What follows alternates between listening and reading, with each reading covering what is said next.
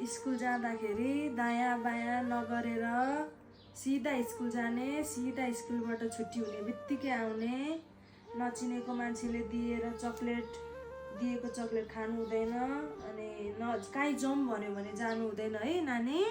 हुन्छ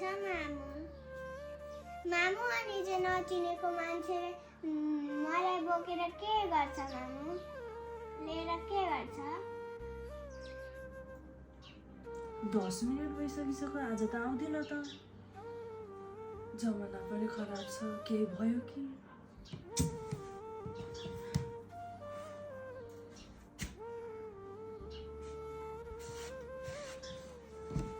स्कुलमा फोन गर्नु पर्यो।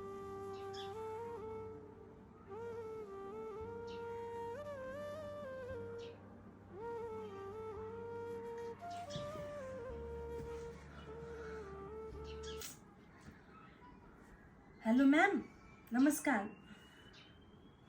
नानी आज आइन, त्यही भएर फोन गरेको हो र म्याम? हस् म्याम, हस्। स्कुलबाट त आइसक्यो अरे, कहाँ गएछ त? कसलाई भन्ने होला, के गर्ने होला? जुग जमाना एकदम त, हे भगवान्, कसलाई भन्नु? किन आइन आज?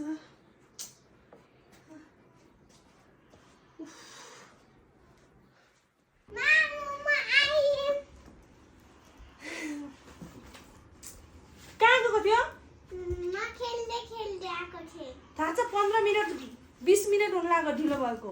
यस्तो नगर्नु, मैले के भनेको थिएँ? सरासरी आउने सरासरी जाने भनेको हो कि होइन?